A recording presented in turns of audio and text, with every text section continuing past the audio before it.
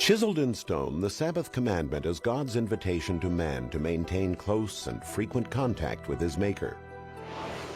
And in over 100 ancient and modern languages, the human family has adapted the very word Sabbath as the name for the seventh day of the week.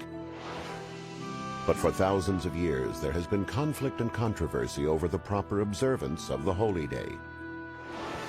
Some people believe that the death of Jesus made the Sabbath obsolete, that somehow he did away with the Sabbath.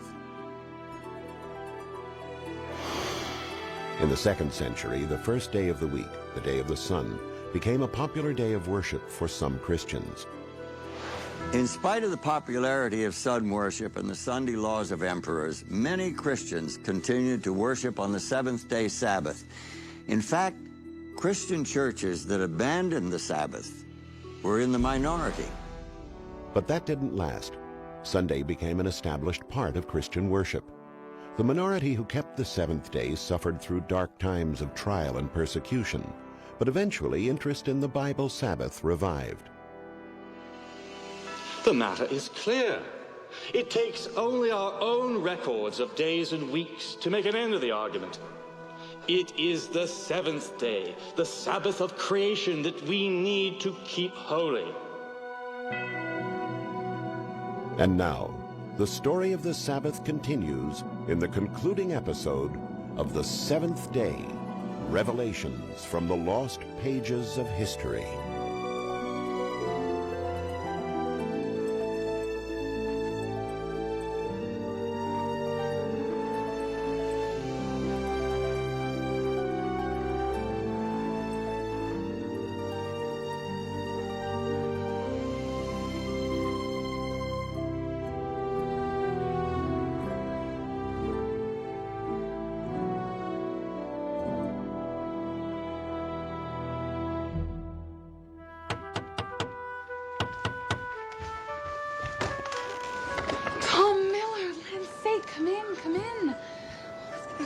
Off before you freeze to death.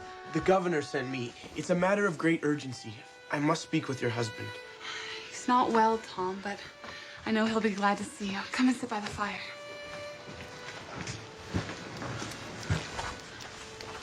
Roger, you must wake up. Tom Miller is here from Governor Winthrop. Tom Miller? Aren't you a sight for sore eyes? What brings you all the way from Boston on a night like this? The governor sent me, sir. I've ridden the whole way with no rest. But it's a matter of great urgency. Mr. Winthrop sends word of great danger for you. The magistrates want to send you back to England. They've dispatched Captain Underhill and his men to take you by surprise. So, my high and mighty judges, they're not content with banishing me from the colony. Do they not know I am a sick man? Mary, some of that special tea, please. I would offer you some, but it's a rather bitter concoction. I was taught it by the wild Americans, the barbarians, as the Christians like to call them. And yet we are the ones who have stolen their birthright and occupied their homeland. And we call them barbarians. Thank you, dear. And I've got something for you too, Tom.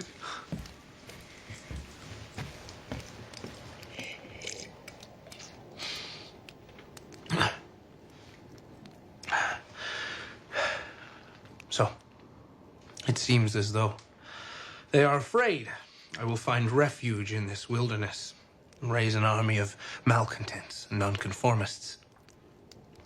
This is now their plan for my future. It's the dead of winter, and they want to send me on a ship back to England. Perhaps England would be a welcome change. More civilized and all. Civilized, you say? Let me tell you what going back to England means. Going back to England means falling into the merciful hands of the Archbishop William Laud. I can well remember how civilized he was when he condemned Alexander Leighton for following his own conscience. Leighton? We've not heard of him. As fine a Christian as walked. In civilized England, William Laud, in Christian kindness, you can be sure, condemned him to 36 stripes across his naked back, to have his ears cut off, his nose split, and his face branded. And then our Christian friend had him pilloried in the frost and snow. Oh. I suppose my crimes are worse than his. I am to be hounded from my home and family for standing in support of freedom, for preaching the gospel of liberty, and for upholding the rights of every man, even the Indian. Tom Miller, thank you for bringing me this news. Go to the governor and thank him for his warning. I tell him I am not for England. I will live free in this new world, whatever the cost. But, sir, what... No arguments, my lad. I'll be fine. I know this good land far better than Captain Underhill, I can assure you of that. And go now. And God be with you. And with you, sir.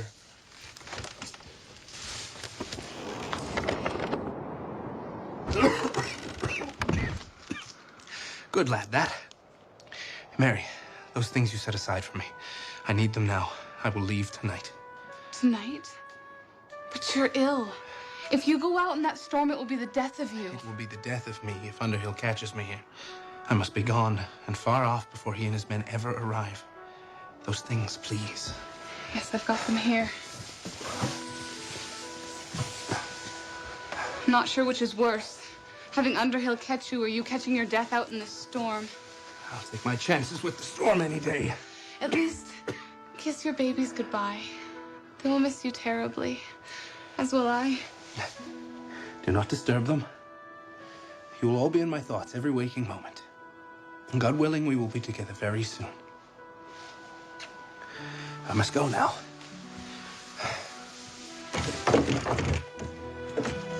If Underhill catches me here, you may well be in danger yourself.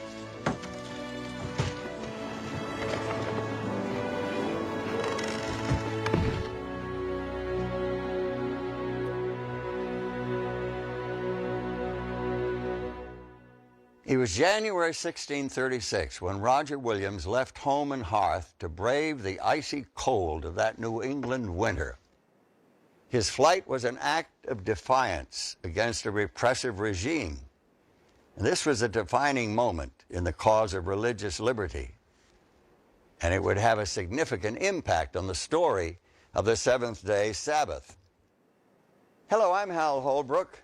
Welcome to Part 5, the final chapter of the seventh day, Revelations from the Lost Pages of History.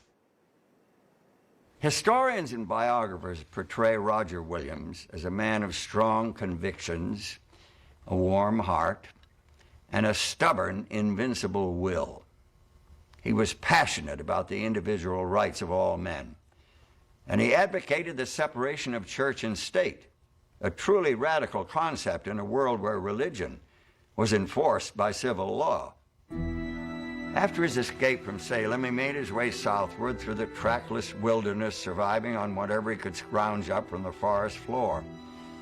Eventually, he found shelter with the Native American tribes who lived on Narragansett Bay. His enemies must have been glad to be rid of him, but family and friends were eager to learn if he had survived the harsh winter months.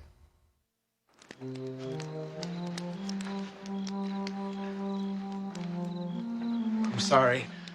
I'm looking for my friend, Mr. Roger Williams. I was told you may know about him. Well, he was very sick and is more than likely... He's more than likely been nursed back to health by his good friends, and he's doing just fine, thank you. Mr. Williams! So, my young friend, you finally found me. Well enough. Does the governor still remember me? I could use some news about Salem or Boston. Come, sit down. Tell me. Well, sir, Mr. Winthrop bade me find you and wishes for news that you are well. And Mrs. Williams sends her love, too, and says that she and your daughters are fine and hope to see you soon. I am well, as you can see. And thanks to God and the kindness of my red friends here, I shall soon have a grant of land, and fairly earned. This is the land of liberty you are seeking. Liberty inalienable rights, and no power of government over spiritual matters. Does it seem strange to you that I claim freedom for every man? Well, the Puritans of Boston used the sword to enforce their religion. But to force religion on an unwilling convert is nothing less than the rape of a soul. See, Tom, the sword of man can force an entire nation into a sort of formal religious pretense. But that is worthless before God. It is only the sword of his spirit that can rightly rule over matters of conscience. So, when you go to the governor, tell him, I must act according to my conscience. I will have a land of freedom, where men may live and worship according to their consciences. And take word to Mary that I will send for her soon. I miss her and the babies very much. My youngest is named Freeborn, which is exactly what she is. I am determined that she will grow up in a land of liberty. I will make a place for my family where we can be truly free.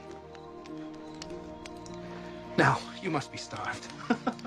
And let me tell you... The grant of land that Roger Williams received, fairly earned, from the Narragansett tribe, became a safe haven for those who opposed the mandatory religion of the established colonies. His vision of personal freedom is immortalized in the charter of the Rhode Island colony, the colony that he founded. Here's what it says. No person within the said colony at any time hereafter shall be anywise molested, punished, disquieted, or called in question for any differences in opinion in matters of religion. And there were differences of opinion, many of them, including the matter of the weekly day of worship. Roger Williams' own correspondence shows that he recognized the seventh day of the week, Saturday, as the Bible Sabbath. His Rhode Island colony provided fertile and protected ground for the seeds of seventh-day Sabbath keeping in America.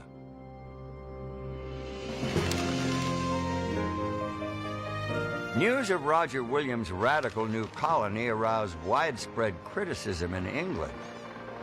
But the promise of freedom from religious tyranny was appealing to many, and they were willing to brave the sea and the wilderness frontier in their quest for liberty. Among those who boarded the ships was a Baptist couple from Tewksbury, Stephen and Anne Mumford. They are the ones who carried the seventh-day Sabbath to the New World. In 1665, Stephen and Anne Mumford arrived in Newport, Rhode Island. They likely came because this was where there were Baptist churches, a colony where there was complete religious freedom, the only colony with that freedom.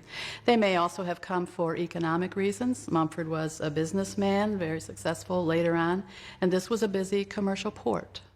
In December of 1671, the Mumfords and a handful of others formed the first Seventh-day Baptist congregation in America.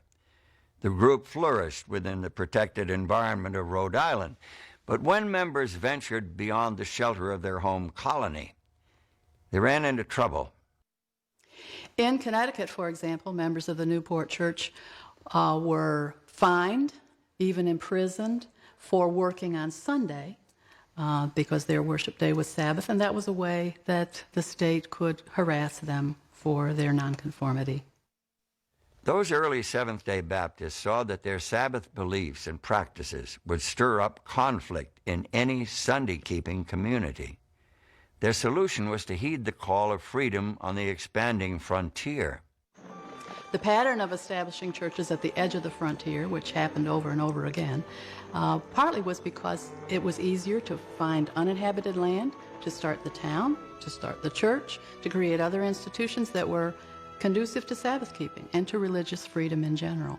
And so it became a way of extending the Sabbath because as other people came to the community, they were drawn in very often.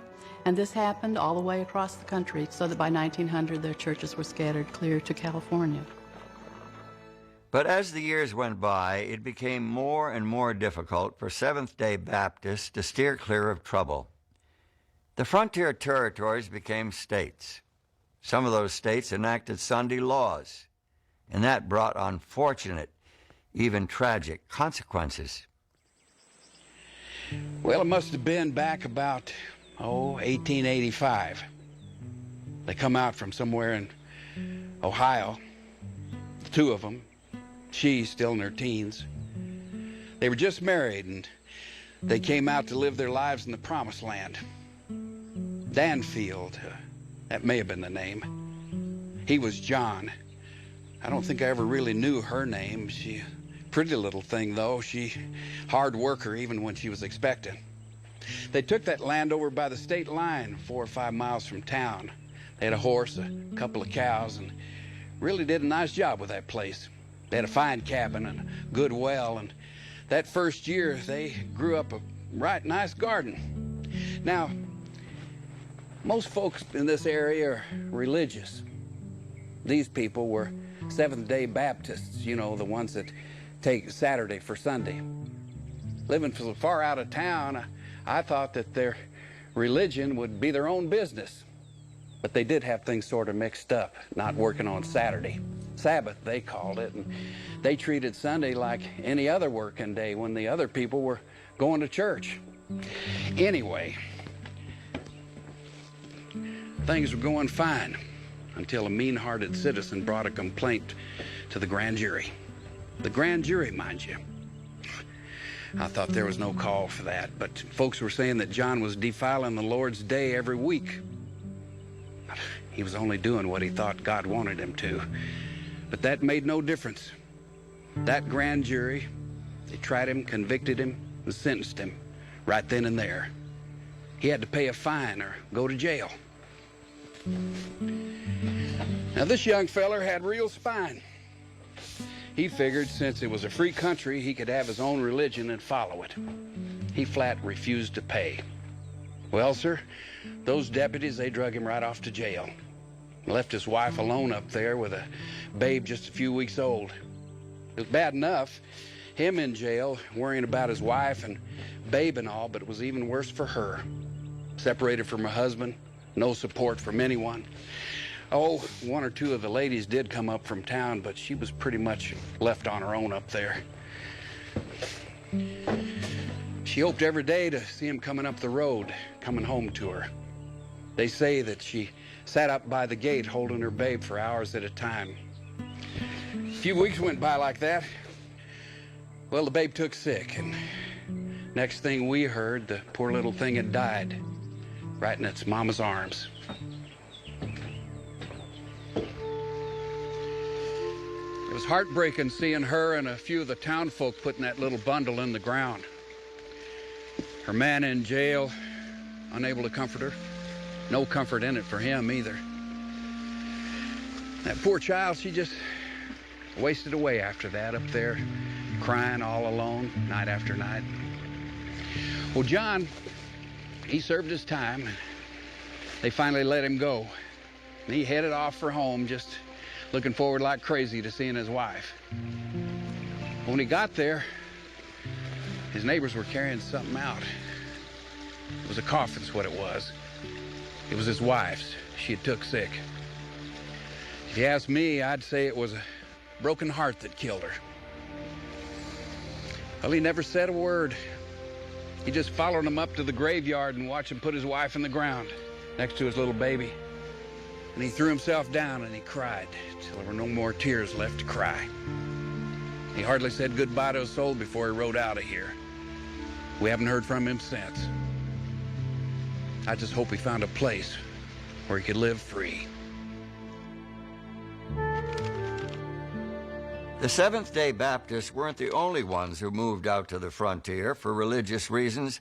Conrad Beisel, a young German refugee, was looking for a new place to put down his own roots. He arrived in Pennsylvania in 1720, looking for a quiet place where he could experience the presence of God. But there were just too many distractions in the settlements around Philadelphia.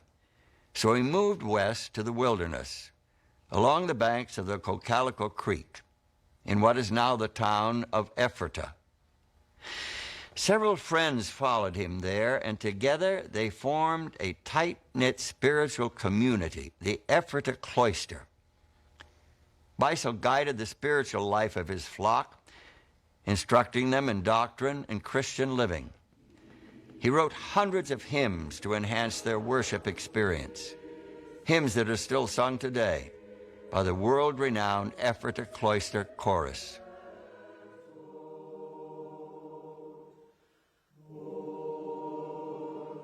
It was an austere existence. They practiced celibacy, men and women living in separate quarters. They were hard-working, industrious folks. They put up sturdy buildings, planted orchards and gardens, and operated a successful printing business. It was a physically exhausting lifestyle there on the frontier, and that gave special meaning to their weekly day of rest, Saturday, the seventh day. Beissel described his Sabbatarian views in a treatise he wrote in 1728, Mysterion Anomias, or the Mystery of Lawlessness. In that treatise, he described the Sabbath as a gift of God's grace to release people from work once a week. The Sabbath was a day when Beissel and his companions could eat bread without toil and labor. But the other 6 days of the week were definitely work days.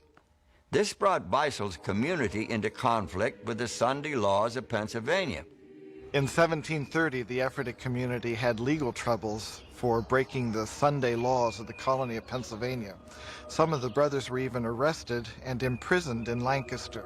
Although Beissel and his followers were out of step with the wider society around them, they steadfastly maintained their observance of the seventh-day Sabbath. You see, it was not only a day of rest, it was a day that for them represented an eternal reality.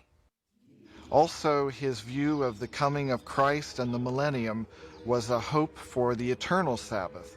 So each week when the community would observe the Sabbath, they anticipated the return of Christ and what for them would be eternal rest.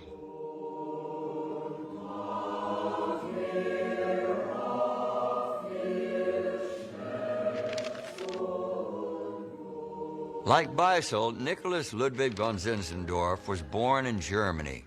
He was a count, part of a noble family. Even as a young man, he had a sensitive, devotional spirit. When he was 19, he visited a gallery in the town of Dusseldorf, where he saw a painting that would change his life forever. It portrayed Jesus on the cross, wearing the crown of thorns. Beneath the painting, he read the words, "All this I have done for thee. What hast thou done for me?" Count Zinzendorf devoted the rest of his life to answering that question. In 1722, he permitted a group of refugees to settle on his land in eastern Germany. They were a remnant of the Moravian religious movement that traced its roots back to the teachings of John Huss, who had died as a martyr some 3 centuries earlier. Now, although Zinzendorf was a lifelong Lutheran, he fostered a spiritual renewal among the Moravians, reviving their faith and inspiring them with a new vision. In fact, he eventually became a bishop in the reborn Moravian Church. Zinzendorf had a vision of how the message of Christ's love could be shared with the whole world.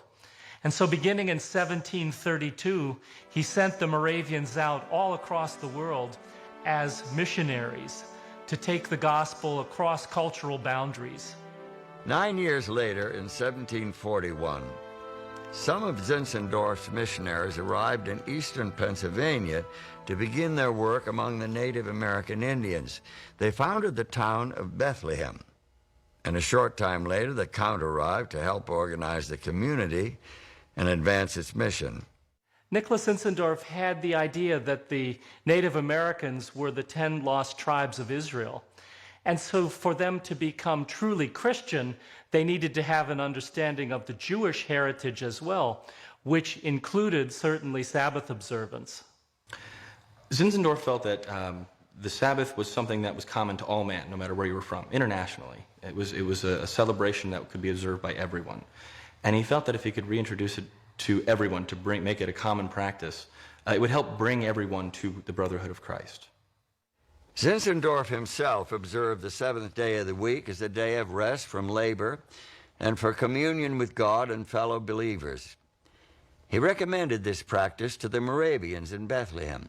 They agreed unanimously, stating that the Sabbath is to be observed in quietness and in fervent communion with the Savior. Zinzendorf felt that the Sabbath was the actual day of rest, and that's when they began to mentally prepare themselves to, as I believe Zinzendorf wrote at one point, let God work in them. And then Sunday was the legal Sabbath that English law provided for, and the Moravians actually practiced both. But it seems that Zinzendorf himself didn't necessarily consider Sunday as a day of rest. During the summer of 1742, he went on a tour of Moravian Indian missions. One Sunday, he and his party were camped out near Hurley, New York. While they were there, some of the local dignitaries came to visit them, and Count Zinzendorf was somewhat distracted because he was writing a hymn, and so he did not receive the visitors with the attention that they felt was their due. One of these worthies announced that he was the justice of the peace, and with a sort of huffy attitude, remarked that the Count seemed to be very industrious for a Sunday afternoon. The next day, he hailed the Zinzendorf party into court and fined them 18 shillings for Sabbath violation.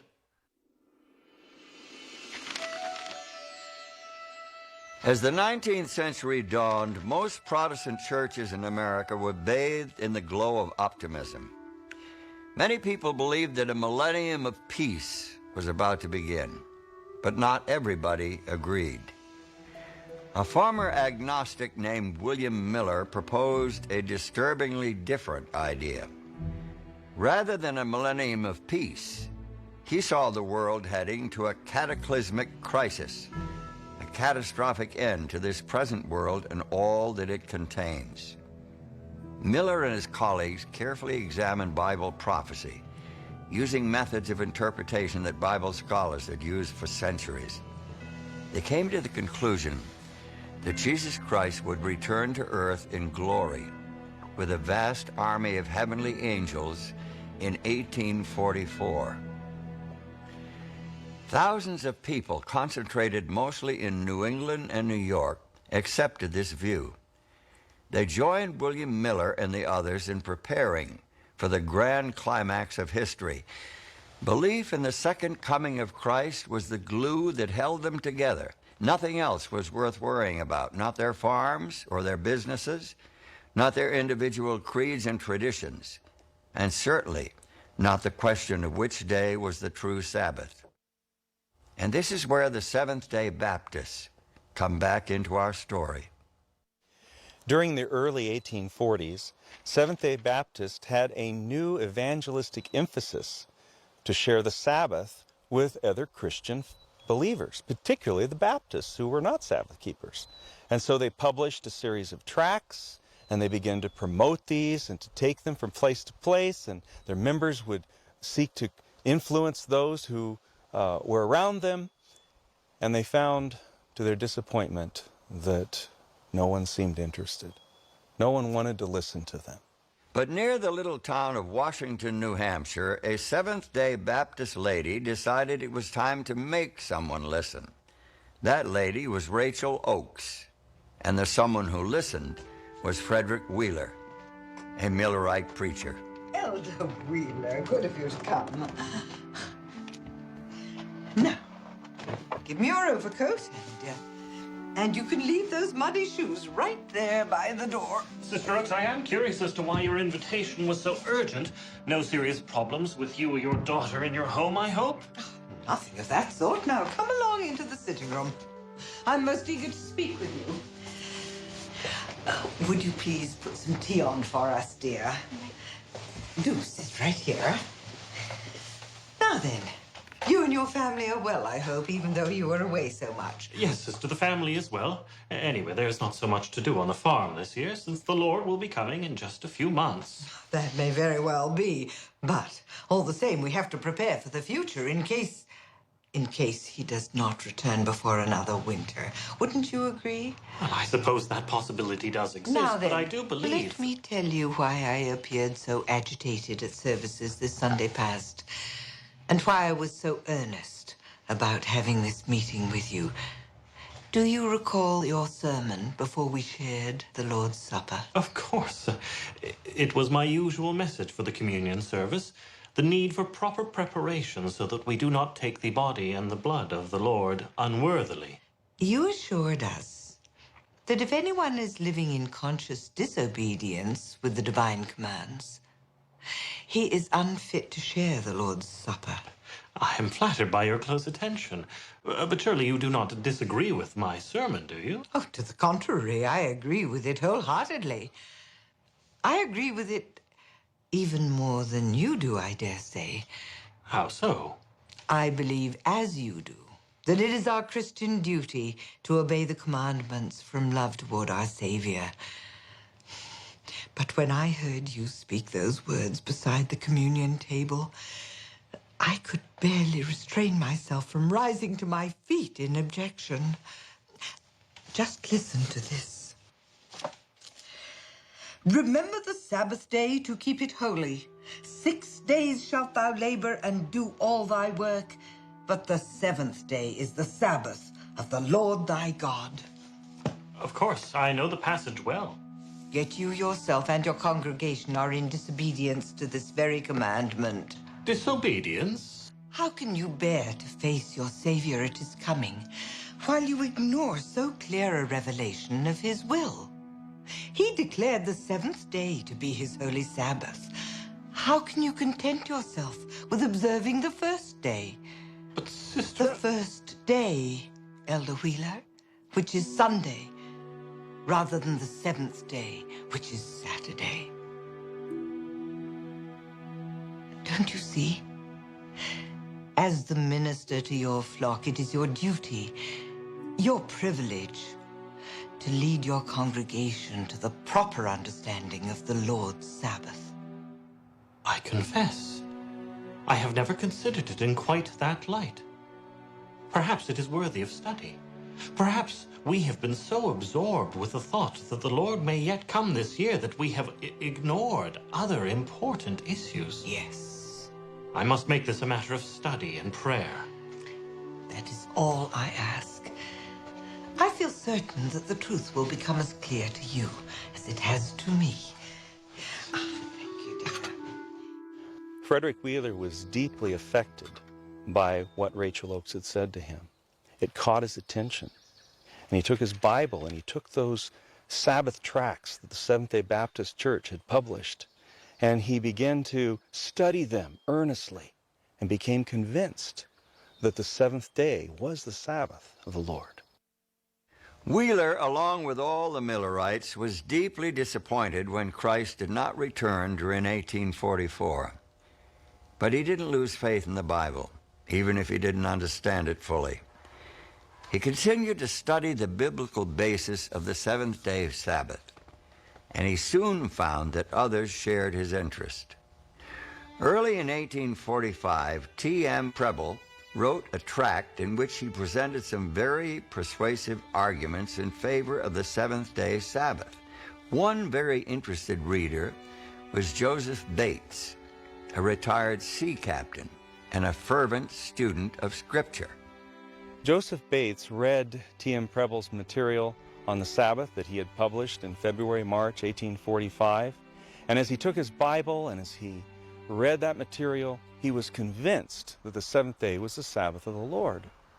And as he continued to expand his understanding, he went on in the future to become the principal proponent of the seventh-day Sabbath, which led ultimately to the beginning of the Seventh-day Adventist Church.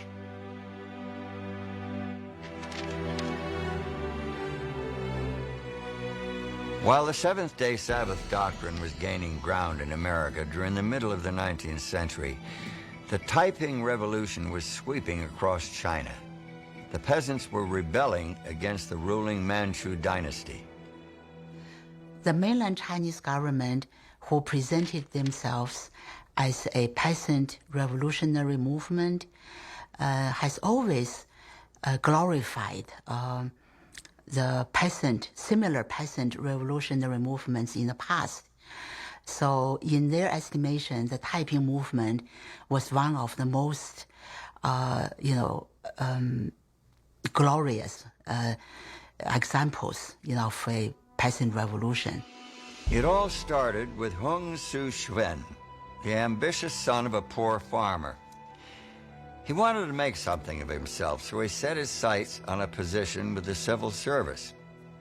But Hung repeatedly failed the civil service examination. Some historians feel that he was treated unfairly because of the government's bias against the peasant class. One day, as Hung was leaving the examination site, a Chinese Christian convert handed him some pamphlets published by Protestant missionaries. He went home, put them on a shelf, and forgot about them. Hung took another shot at passing the examination, but a final failure plunged him into a nervous breakdown, a dark and depressing period marked by a series of bizarre dreams.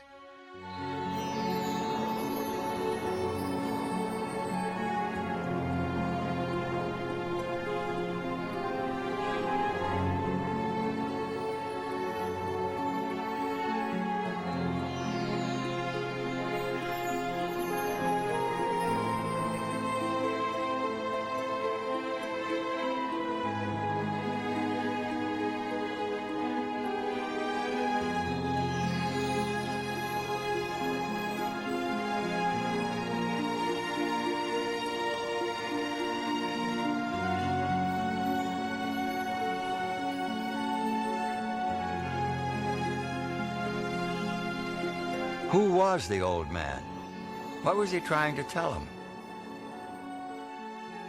The traditional Chinese would not attach any importance to dreams unless or until there was some clear connection to real life. Hung could see no such connection, so the dreams left him somewhat puzzled. And it was some time after that that a friend visited him after he'd had the visions and after he'd failed the exams, and said, "Oh, I see you've got those tracts. Those are fascinating, aren't they?" Some casual remark like that. And Hung said, "Well, I haven't actually looked at them." And the friend said, "Well, I think you should read them. You'd find them really absorbing." The tracts introduce Hung Su-Shwen to the Bible and its revelation of the omnipotent God and his Son, Jesus Christ. And suddenly the dreams made sense. The venerable old man he had seen was God. Hung now saw the universe as drastically different from what he'd learned in the Buddhist tradition. So the dream, the tracts, and the Bible teaching, are beginning to come together in his mind. And so what he has is an increasingly complex vision of God the Father. Hung Su-Shwen believed that the purpose of his life was to establish the Taiping Tianguo, the heavenly kingdom of great peace. His religious zeal swept through the oppressed peasant class, inspiring the greatest revolutionary movement of the 19th century. Hung and his followers published and distributed the Bible, and they even required their soldiers to commit portions of it to memory. I think the most clearly Christian part of the Taiping movement was the high place they placed on the Ten Commandments, because they have the 10 rules, which were identical, to the Ten Commandments. The Taiping leaders took the fourth commandment quite literally. They required the observance of the seventh day of the week as the Sabbath. Since the traditional Chinese calendar had no 7-day week, they had to adapt their customary routine. Every 6th day, a flag was raised to remind the people to prepare for the coming holy day. The seventh day is the Heavenly Father's holy day. Therefore, our Heavenly Father ordered it to be the Sabbath day and appointed it as the day for worship, as an eternal reminder to the people that true happiness is bestowed upon them through the grace of our Heavenly Father, that they should forever remember the Heavenly Father's kindness.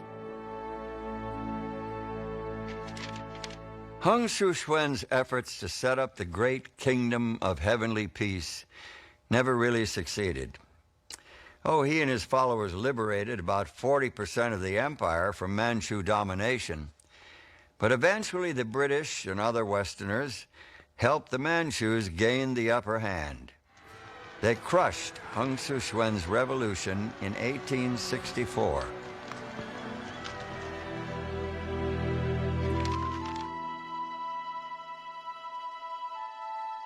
During the very decades that saw the fierce battles of the Taiping movement in China, an isolated corner of North America was seeing its own revolution. The story is well known up and down Alaska's Kobuk River Valley and throughout the surrounding territory. Back in the mid-1800s, that area was home to Manilik, the Eskimo prophet. His story has been passed down from generation to generation. Once when Manilik was a boy, he was out there checking his snares. He saw a good place to rest, so he went over and sat on a piece of driftwood. And he heard a strange sound like tatagik. Tatagik. That is the sound. It means father and son, father and son. He came many times to the same place, and he heard the same sound again and again. And another word, Isrumiksukti, the source of intelligence, the source of thought. Again and again he heard that. He said many strange things, so people thought maybe this was a crazy man. But he was wise, wiser than the fat cook, the shaman. Sometimes he told about strange people who'll come from outside with white color. And he said they will bring books, and the people will understand these books, and they will know about God. He talked about boats flying in the sky. People going on the water with no paddles. That's why they said he was crazy. The shamans, I think they were afraid of him, or maybe jealous. He always broke their taboos. One time in Kotzebue, 2 of them wanted to do away with him. He told them, I could swallow up both of you, but of course he did not. They tried to destroy his spirit while he was asleep, but the light in him was too bright. They could not get to him. Another thing, he talked about the 7th day resting. He put up a pole in front of his camp every 7th day. He said, this is the day I rest. People said to him, why are you resting? You are just lazy, so you are not doing anything. He told them he lived by the commandments of the grandfather. The grandfather? That means God. Yeah. Even today, more than a century after his death, the impact of Manilik's message and example remain.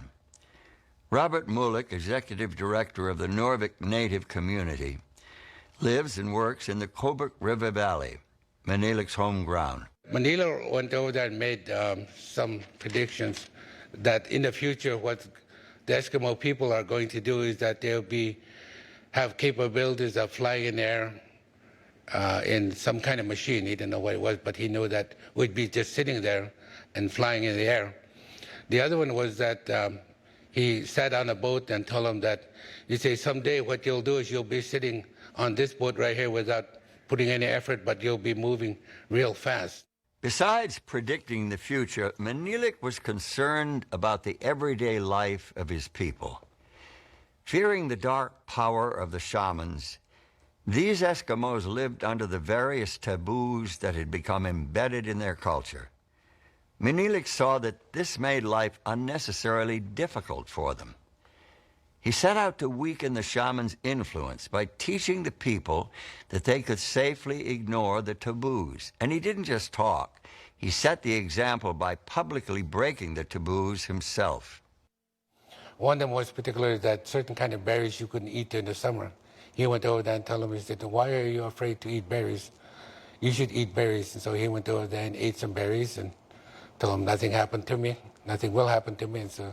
And everybody watched him for a long time and said, oh, when is he going to croak? But he didn't. Over and over again, he proved that there was a power greater than the shamans. When he confronted them, they knew that they were facing a superior force. Yet he was quick to say that his wisdom and protection came from above, from the one he called the grandfather. It was the grandfather who gave him power over the shamans. It was the grandfather who showed him what was to come. It was the grandfather who told him how to teach his people to live without fear. And it was the grandfather who taught him about seventh-day resting.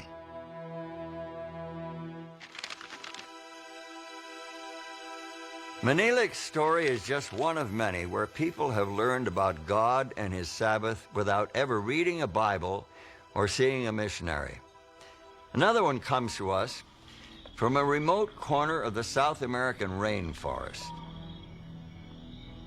About 100 years ago, a village chief named Auqua had an amazing dream, a dream that changed his life.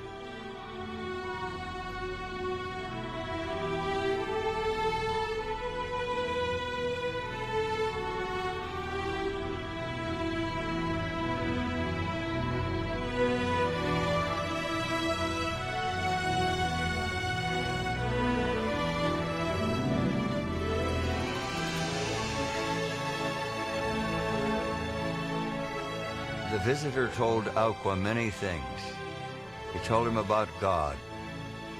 He told him how to be healthy, how to be clean, what to eat. He taught him songs and prophecies. And of course, he told him about the Sabbath. The visitor, whom Auqua called the Shining One, also told him that he should watch for a teacher who would come to his village carrying a black book. In the little village of Parima, in western Guyana, we found Auqua's descendants. They still remember the dream and Auqua's shining visitor. It looked like God. They believed that God was speaking to him because in his dream somebody was talking to him. They believed that was God. He told them about the Sabbath, that Sabbath is a sacred day. No work should be on Sabbath days. No work, no kind of activity, just worship. Auqua said, "Don't go fishing, don't go to farm. Let us stay and worship God together on the Sabbath day." In those days, they used to tie knots on a string every week or every month. And every day they would lose one for the first day, second day, on to seventh day. So they knew which day was the Sabbath. Sort of a primitive weekly calendar. But it was dependable. It was still working several years later, when a lone missionary made his way to Auqua's village. He was carrying a Bible, the Black Book, just like Auqua's dream. What he found was extraordinary. Rather than the typical primitive people of the jungle, the villagers were clean and healthy, and they were faithfully observing every Saturday as the Sabbath, a custom their descendants continue to this day.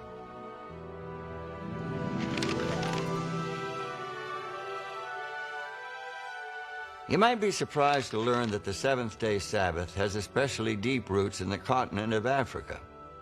Scores of independent churches have sprung up among the people of Africa since the arrival of Protestant missionaries back in the 18th century. With African founders and leaders, these indigenous groups share a common background. Sidney Davis, a researcher and lecturer on African Christianity, explains.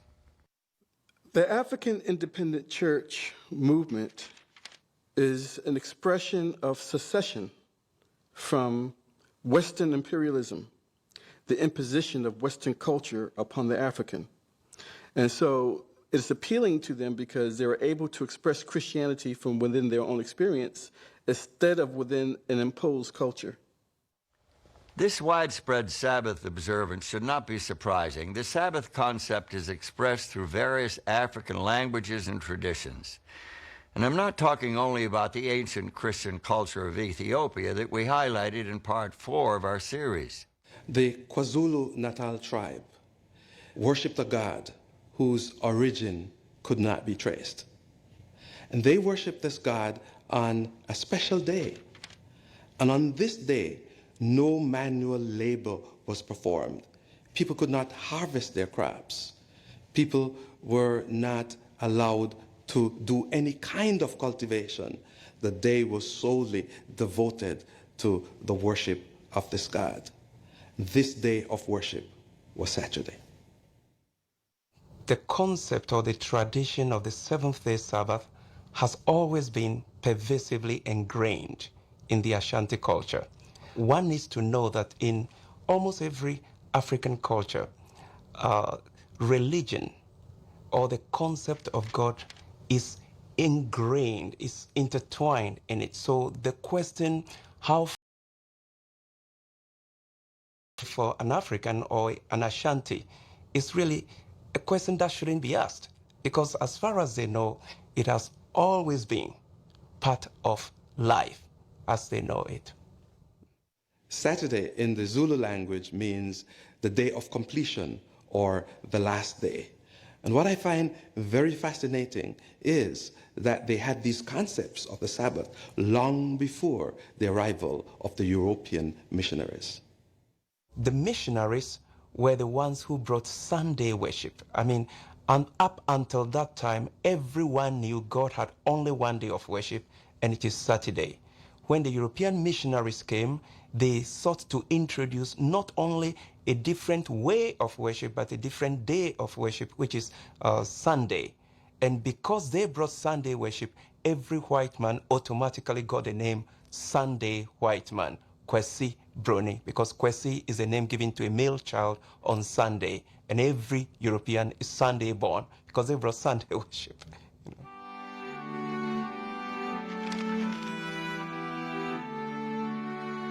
In America, the tradition of Sunday as a holy day has characterized religious life for centuries. On one hand, its proper observance has been seen as a requirement for God's blessings. On the other hand, some people felt that to ignore the holy day was to invite disaster. A decade or so before the Civil War began, a northern physician who was an abolitionist and who decided to take a tour of the South to see the conditions for himself, and was inclined to see them with quite a jaundiced eye, found himself in New Orleans one Sunday. And he was shocked with the Sabbath desecration that he observed, the gambling, the prostituting, the general revelry of the day. And the next day, a terrible, destructive fire broke out, as was quite common in the 19th century, and the city was laid to waste. And he wrote in his diary that he thought it was a just deserts for it breaking the Sabbath. Times changed, and so did attitudes towards Sunday. As industry became more highly mechanized and labor laws limited the work week, folks began to taste the luxury of free time. Sunday itself became associated more and more with leisure, and that meant trouble. The problem was that the dollar mark was being put on Sunday through leisure and recreation. That is to say that professional baseball, theaters, amusement parks, all of these activities that constituted leisure and recreation were profitable, and many entrepreneurs were making profit from it, and therefore they were profiting from the Sabbath. In the eyes of many religious leaders, the secularization of Sunday was a giant step in the wrong direction. There were strong and influential voices calling for more laws to limit commercial and even private activity on Sunday. Those efforts to protect Sunday continue even today, supported, for example, by the Lord's Day Alliance. And the Lord's Day Alliance takes this position because it believes that the idea of a Sabbath day or a day of rest really antedates any of our religious communities, even that of Judaism itself. Back when the Lord's Day Alliance was formed, the issue of Sunday laws was really a hot topic.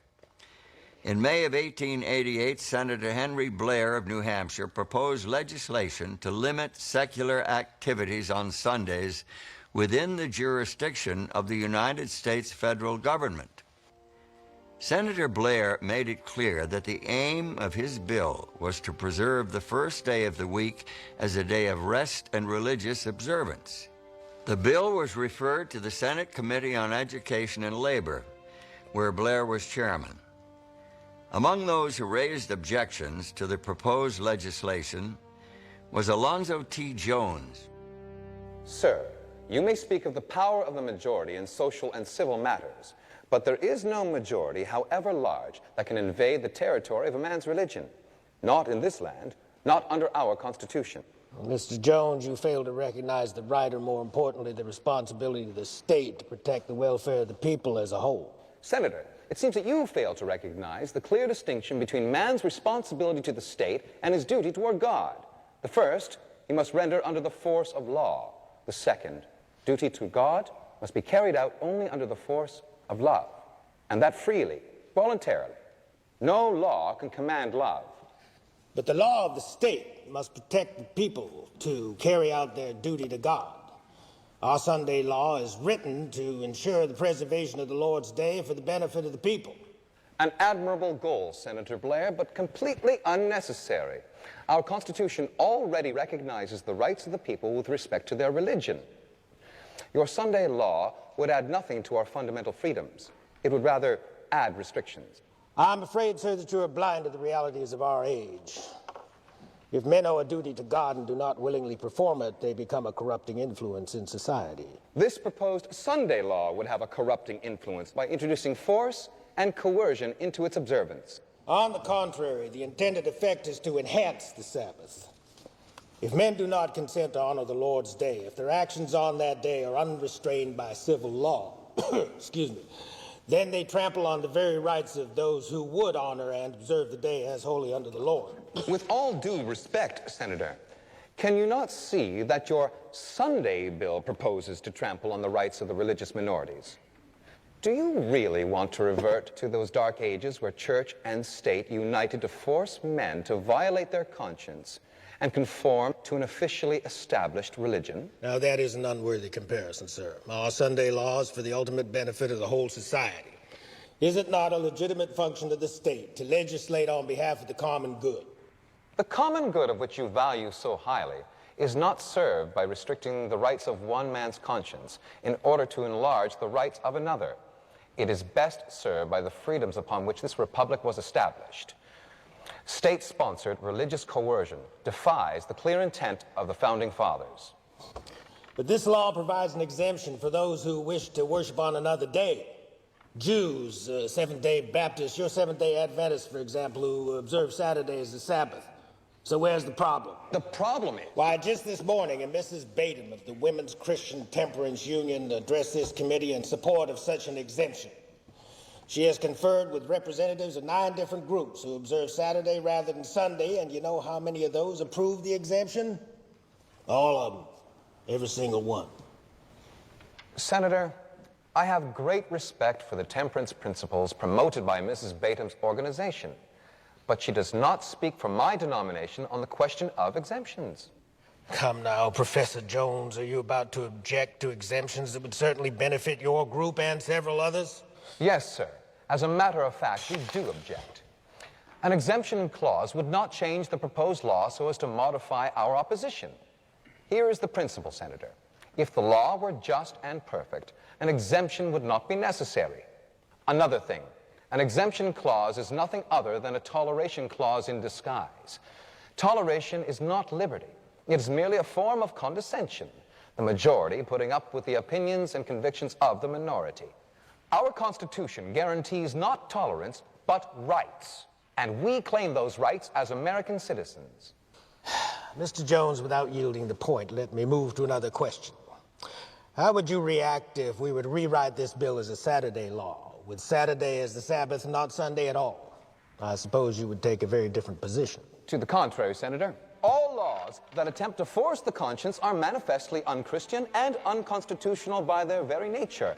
Therefore, Senator, we are against every Sunday law that has ever been made since the first one enacted by Constantine to the one you are proposing now. And if you changed it from a Sunday law to a Saturday law, we would oppose it just as firmly.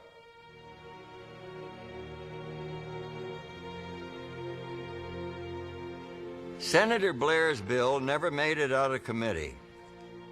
But there were already plenty of other Sunday laws, which are commonly called blue laws. In fact, In America today, 49 of the 50 states have laws protecting Sunday. Alaska is the only exception. But just because these laws exist doesn't necessarily mean the issue is settled. State Sunday laws have been challenged under a number of provisions of the Constitution, both the federal and the state constitutions, including due process of law, equal protection, violation of the separation of church and state, and violation of the free exercise of religion. By and large, they've been upheld by the state courts as constitutional. Back in 1961, the U.S. Supreme Court heard 4 different cases that challenged the constitutionality of Sunday laws. Religious liberty advocates were hoping for judicial recognition that Sunday laws are unconstitutional based on their religious content. In a case called McGowan versus Maryland, one of those 4 cases, the court decided that although the laws were obviously originally religious, they talk about the Lord's Day, they talk about the Sabbath, they talk about a whole pervasive lineup of religious terms and religious rationales. By 1961, the court had found that the rationale had evolved to be laws that protect workers' rights. And of course, when you ask the question, can states pass laws that protect workers' rights, the answer is, of course, yes. With so many blue laws on the books in the United States, it's fair to ask why we hear so little news about their enforcement. Are local authorities arresting folks? Are judges handing out sentences? Are the public coffers being enriched by the fines levied on the guilty parties? I think there are 3 primary reasons why we don't hear a lot about the enforcement of Sunday laws. First of all, the laws that are on the books are often not enforced because law enforcement simply has other priorities. Secondly, there isn't a great will and interest among the general populace in this issue currently. And I think thirdly, the laws that are enforced are often more or less invisible to the public. For example, behind me is Washington, D.C. Washington, D.C. bans working on construction on Sunday mornings. Most people don't notice that because they're not in the construction trade, and even if it does occur to them, it's not a very significant impingement on their daily lives. In our secular and materialistic age, there are not many voices calling out in favor of religiously based Sunday laws. Besides, the record seems to show that legislation is not a good partner to religion. Even the Lord's Day Alliance, a solidly pro-Sunday organization, agrees with that. The history of the Lord's Day Alliance has been one in the past of maintaining or trying to maintain blue laws in the United States. We've come to the place today where we feel that is a retrogressive kind of approach. Legislation may help, but our end really is to promote a cultural understanding of the psychological and sociological importance of this day, which for us clearly has Christian theological and wider religious underpinnings.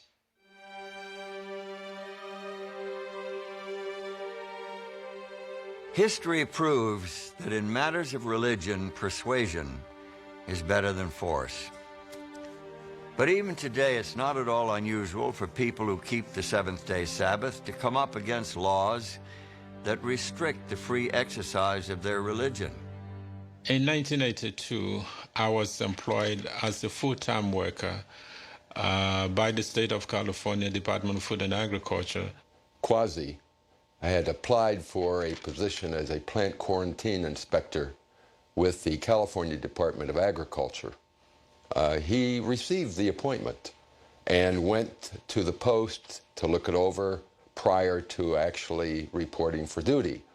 When I got there, I found out that I had been scheduled to work on Saturday, and I brought this up to the attention of the supervisor. The individual who was in charge at that particular location said to him, "If you're not willing to work on Saturdays, I'm not going to process your papers and you will not be employed by the Department of Agriculture." I contacted the Church State Council, and with their help, we appealed to the state of California, Department of Food and Agriculture, attempting to get this matter settled through administrative process. but the state of California would not listen, and subsequently they terminated the appointment. And after a substantial period of time, we did get a trial, which lasted several days, and ultimately, unfortunately, the judge ruled against him, which is not unusual for Sabbatarians. So we immediately filed an appeal before the Ninth Circuit Court of Appeals.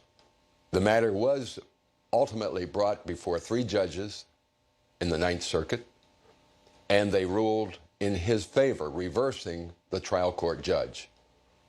The state of California was shocked and filed a petition for review by the United States Supreme Court, which turned down the appeal, and thus the Ninth Circuit decision is good law and held in favor of quasi and in favor of the need to accommodate religious beliefs.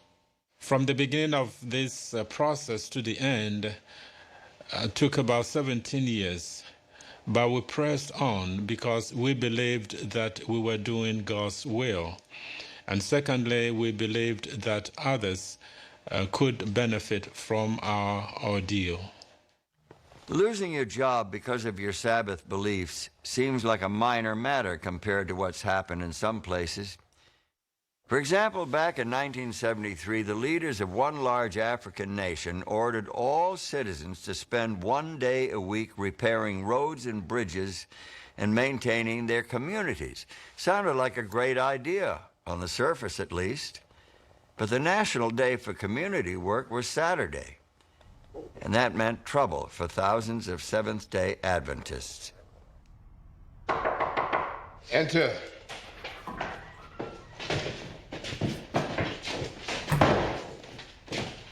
Sir, this is Gideon Kadenda. Yes, Kadenda. Thank you for coming, Citizen Kadenda. Where'd you find him? What was he doing? He was right there at his church with the others. 50, maybe 60 people. He was in front saying a prayer. There was only 2 of us, so we couldn't bring them all. We tried to talk some sense into him, to make him tell them to leave the church. The others, they're still there in the church? Yes, at first, they tried to follow us. We told them to leave, get to work, and they went back to the church. Okay. Citizen Kadenda, tell me, what did you see out there as my men brought you here? People working. Yes. They're filling the holes in the roads. They're cutting the bushes and the weeds. They're doing these things here, and all over this country, others are doing the same. And do you know why? Why are people all over this nation working in their communities today? National Service Day. So, you do know it's National Service Day. Today and every Saturday of the year is National Service Day. But for some reason, you do not join your fellow citizens in working for the good of your community and your country. Instead, you are at church. But I am happy to serve my country on another day of the week. Just pick the day and I will do it. Chair. Sit down, please. The law of the land says Saturday is National Service Day. So that is the day that we all will do our work in our community. That includes you and all the people in your church. You are their leader, so you must tell them. Even if I tell them, they won't do it. Not on a Saturday. Saturday is God's Sabbath. You can tell them now that has changed. Let them worship God some other day. I cannot change the day. Saturday is God's Sabbath, not mine. It is His commandment that we keep it. I cannot change it. Listen well, Kadende. Make your people act like good citizens, or you will personally suffer the consequences. This bruise on your face will seem like a mosquito bite. Take him, lock him up. Sir, look at me. These men, they have beaten me. My blood is on my shirt and on your hands. They may beat me again, perhaps kill me. But this will not change anything. I cannot tell my church members to break the laws of God. We'll see, Gideon Kadende. We'll see about that.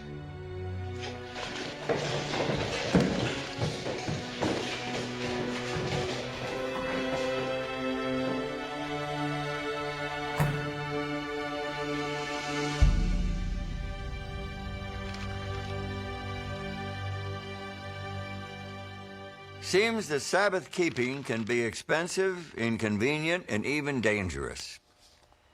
In the face of all this, you'd be surprised at how many Christians there are who observe the seventh-day Sabbath today. The Directory of Sabbath-Observing Groups, published by the Bible Sabbath Association, lists over 400 Sabbath-keeping churches and denominations. One of them, the Colorado-based Church of God, Seventh Day, has a worldwide membership of close to 200,000. The Seventh-day Sabbath is important to us as a denomination because of our commitment to be a biblical, a Bible-based fellowship. We believe that the Sabbath is an integral part of biblical teaching, and it would be impossible for us to teach the whole counsel of God and to live by every word that proceeds out of the mouth of God if we continued to ignore His seventh-day Sabbath.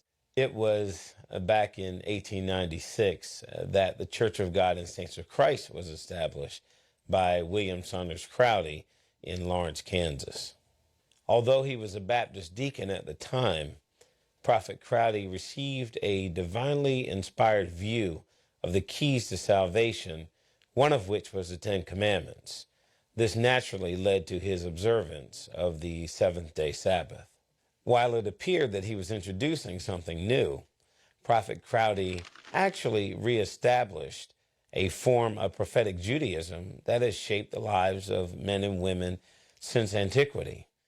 Many of the smaller Sabbath-keeping groups grew out of the Worldwide Church of God, founded by businessman Herbert W. Armstrong.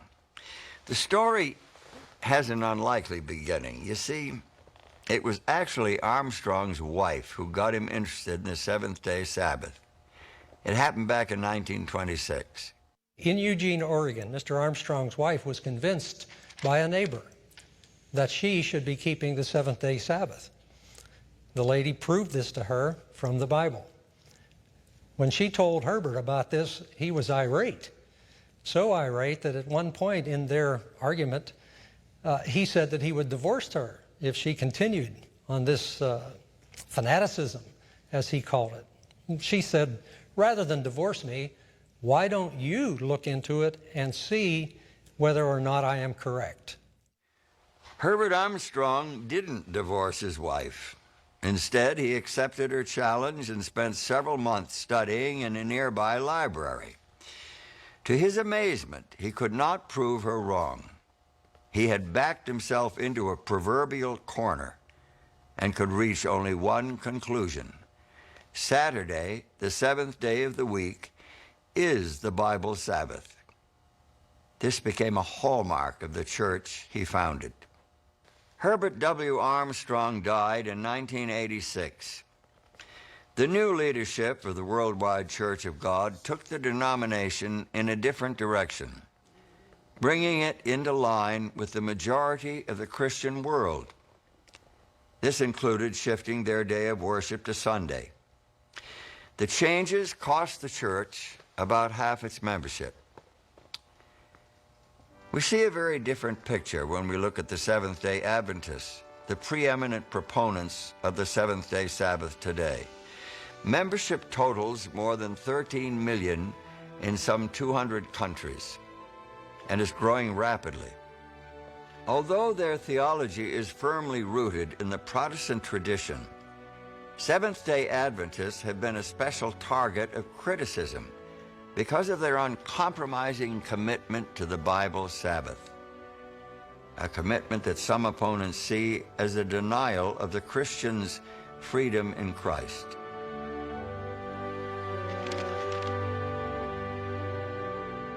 Freedom, of course, is at the heart of the Christian faith. There are some who charge that keeping the seventh-day Sabbath is a rejection of Christian freedom. They say that Sabbath keeping is legalism, an attempt to earn salvation by obedience. But is true Sabbath keeping really legalism? God instituted the Sabbath at creation, before sin. Was it legalism then? If it wasn't legalism then, what inherently makes it legalistic now? When God gave them the manna for 40 years in the wilderness, the manna didn't fall on the Sabbath. Was that legalism? When God gave them the 10 Commandments, were all 10 of the commandments legalistic? Was God binding them to a legalistic code? No, he wasn't. Obedience is not legalism. Obedience can be an expression of our response in love and gratitude to God for his grace and salvation.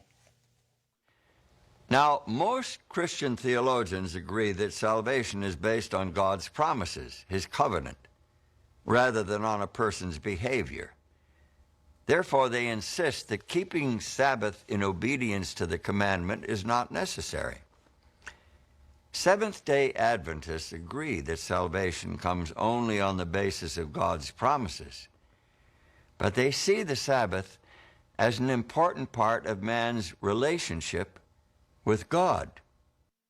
Throughout Scripture, the covenant is presented as an experience of resting in God. God wants people to rely upon him, and he gives them the provisions that he's given them in the covenant so they can have this rest and security in God. When we're outside of that covenant relationship with God, we're concerned about our salvation, we're concerned about the future, what that might bring, but within that covenantal experience, you have complete rest and confidence in God. The Sabbath symbolized that rest. In keeping Sabbath, we rest in this assurance that Jesus on the cross has redeemed us, and we are saved, and we are his children, and we can rely on him. Well, if the Sabbath does have a proper place in the Christian's life, why does it have to be on Saturdays? Most churches teach that Christians should keep Sunday instead, and they cite New Testament references to support their view. But does the New Testament really teach that Sunday, the first day of the week, is the Christian Sabbath? The first day is mentioned in the New Testament. Christians even seem to have met a time or two on the first day. But there's no transfer of the importance of the seventh-day Sabbath to the first day, what we now call Sunday. It does not become the day of rest. It does not become the day when God's creative activity is celebrated. It simply does not become the day of Christian worship, which remains the seventh-day Sabbath.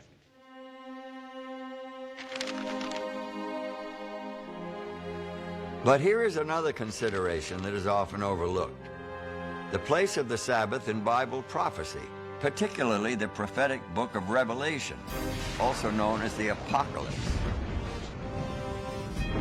The prophetic drama unfolds, symbolically portraying the war between Jesus Christ and Satan, his great enemy.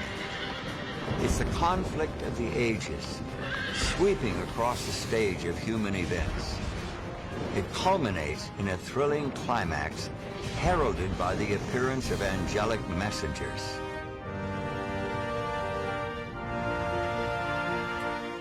And I saw another angel fly in the midst of heaven, having the everlasting gospel to preach unto them that dwell on the earth, saying with a loud voice, Fear God, and give glory to him, for the hour of his judgment is come, and worship him that made heaven and earth and the sea and the fountains of waters.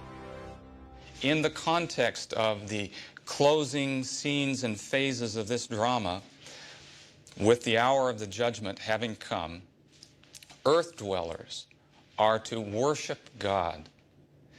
And then God is described. Using the language of the fourth commandment, God is described as the one who created all things. And because the passage echoes the fourth commandment, I don't believe it's stretching it too far for us to understand that at this final point in the drama, dwellers on earth are issued a heavenly summons to come back to worshiping God as the Creator on His Sabbath day, on the seventh-day Sabbath. So the Sabbath is part of God's divine plan to heal the broken relationship with His human children. Even in a world where life's true purpose and meaning have been almost forgotten, where faith languishes in the rubble of infidelity, even in such a world as this, the Sabbath continues to signal God's call to the human soul. The lost pages of history have revealed the amazing story of this almost forgotten day, the seventh-day Sabbath, the biblical day of holy rest and sacred worship. We've traced it from its origin in the biblical account of creation, where God established it to memorialize His creative work and define the weekly cycle. We've tracked it through the time of Jesus, whose ministry infused it with new meaning.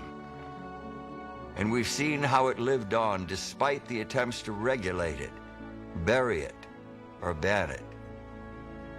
We've uncovered ancient evidence of the Sabbath in places as diverse as Ireland and Ethiopia, where it survived through ages of opposition and attack. We've seen it revived in the teachings of the early Anabaptists and the English Seventh-day men. We've seen it preserved in the face of persecution and martyrdom. We've seen it restored to worldwide attention as thousands upon thousands of Christians discover for themselves the place of the seventh-day Sabbath in a Bible-based religious experience. And the Bible completes its picture of the Sabbath by giving us a preview of the life to come, the future life, in a perfect universe. Listen to this.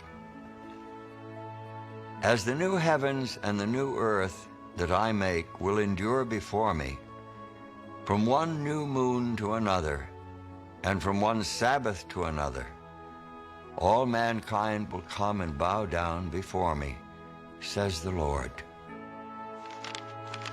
So the Sabbath, the memorial of God's creative and redemptive work, is a part of His design for the future of the human race. From the earth, as it came from the Creator's hand, to the perfectly restored new earth, the Sabbath stands as a sanctuary in time, transcending history and projecting its promise of rest into the eternal future.